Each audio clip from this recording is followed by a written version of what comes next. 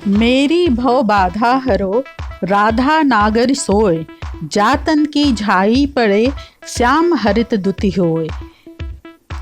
इस दोहे के माध्यम से बिहारी लाल जी श्री कृष्ण के साथ विराजमान होने वाली श्रृंगार की अधिष्ठात्री देवी राधिका जी की स्तुति करते हुए उनसे अपने कष्टों को दूर करने का आह्वान करते हैं। वह कहते हैं कि जिनके शरीर की एक झलक अर्थात राधा रानी के शरीर की परछाई को देखकर मेरे आराध्य कृष्ण परम आनंदित हो जाते हैं, ऐसे भक्तों पर कृपा करने वाली, भक्तों का कष्ट दूर करने में परम कुशल राधा जी मेरे सारे सांसारिक दुखों को दूर कर सभी बाधाओं का निवारण करें। राधे राधे। मैं अनामिका आप सभी का हार्दिक अभिनंदन और स्वागत करती हूँ। इस वर्ष मंगलवार 14 सितंबर 2021 को श्री राधा अष्टमी पर्व मनाया जाएगा। यह त्यौहार प्रतिवर्ष भाद्रपद मास के शुक्ल पक्ष की अष्टमी तिथि को मनाया जाता है। इस दिन भगवती शक्ति और भगवान श्री कृष्ण की बाल सहचरी राधा जी का जन्म हुआ था। राधा रानी के पिता वृषभानु और माता का नाम कीर्ति था।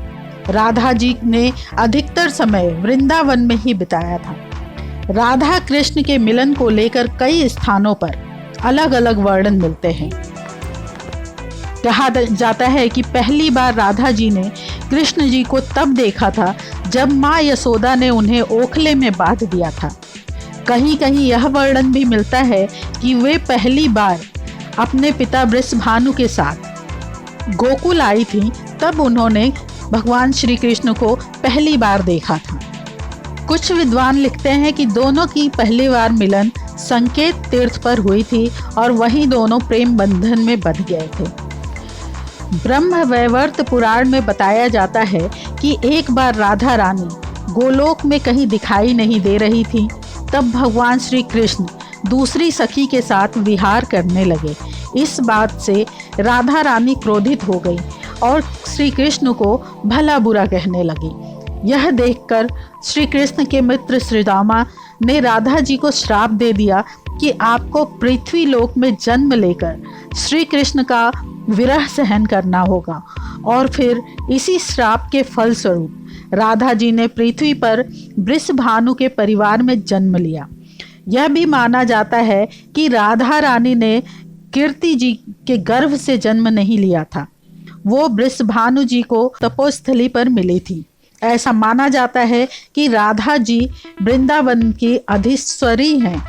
राधा जी को भगवान श्री कृष्ण की जीवन ऊर्जा भी माना जाता है।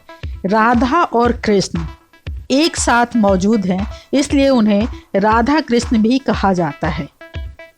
भाद्रपद शुक्ल पक्ष की अष्टमी का दिन राधा अष्टमी और राधा जयंती के रूप में मनाया जाता है। राधा जी के जन्म स्थान बरसाना में यह दिन बहुत ही उल्लास के साथ मनाया जाता है। यह भगवान श्री कृष्ण और राधा के बीच प्रेम के निस्वार्थ बंधन को समर्पित दिन है। राधा के बिना श्री कृष्ण का व्यक्तित्व अपूर्ण माना जाता है।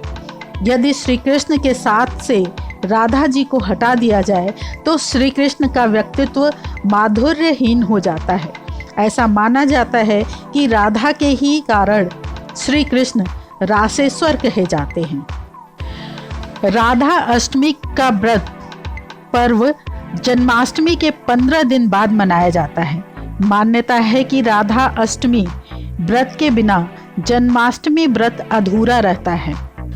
पंचांग के अनुसार राधा अष्टमी का व्रत भाद्रपद मास के शुक्ल पक्ष की अष्टमी तिथि को अर्थात जन्माष्टमी व्रत के 15 दिन बाद पड़ती है।